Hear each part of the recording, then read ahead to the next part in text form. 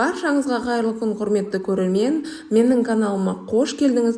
Бүгін сіздерге цветная капустадан небәрі 4 минутта дайын болатын майонезсіз өте дәмді салаттың рецептін ұсынамын. Салатты жасау үшін бізге цветная капуста, черри қызанағы және 3-6 сантиметрлік деликатесті дүкеннің тұздалған қияр қажет болады. Алдын ала жуылған цветная капустаны дәл видеодағыдай етіп бөлшектерге бөліп аламыз.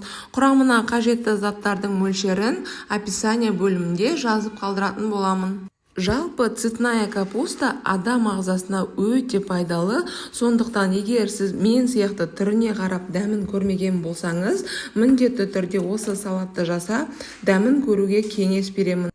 Бөлінген цветная капусталары пісіруге ыңғайлы болу үшін үлкен бөлшектерін ортасынан теңдей бөліп қойдым. Кесіп дайындап алған капусталарымызды алдын ала қайнап тұрған суға 1 шай қасық тұзды қосып, барлық капусталарымызды салып, 2 минутта пісіріп алатын боламыз. 2 минуттан артық пісіруге болмайды, себебі капусталар езіліп кетеді. Сондықтан 2 минут шамасында пісіріп алып, құрғақ тарелкаға сүзіп алатын боламыз. Достар, сіздерге видеом пайдалы болса, лайк басып, каналыма тіркеліп, комментарияға өз пікіріңізді қалдыруды ұмытпаңыз. Енді осы деликатесті тұздалған қиярларымызды қақ ортасынан 2-ге бөліп, салатымызға қосатын боламыз. Видео барысында көрсетілген тұздалған қиярдың үлкен банкінің жартысын ғана пайдаланатын боламыз. Ыңғайыңызға қарай, егер сіз көп жасайтын болсаңыз, барлығын қоса беруге болады.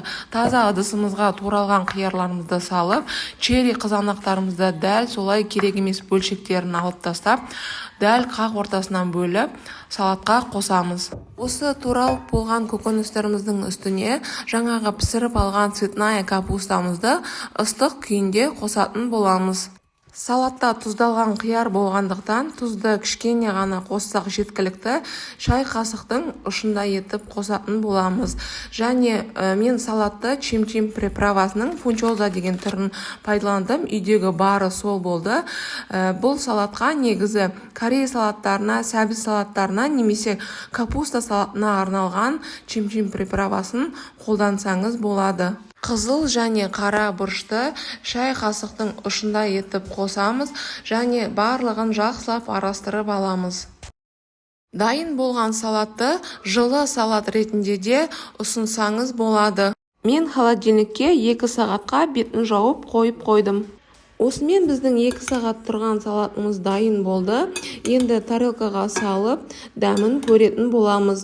Дәмі өте керемет, тұзы сіңген, видеода көріп тұрғаныңыздай өте сочный болып шыққан. Міндетті түрде сіз де жасап көріңіз, жақындарыңызды қуантыңыз. Видеоны аса лайк басып, каналыма тіркелуді ұмытпаңыз. Назар салып қарағаныңызға және менің видеомды қолдап лайк басқаныңыз үшін рахмет. Сіздермен бірге болған Ұлданай. Келесі видео рецепте кездескенше сау болыңыз.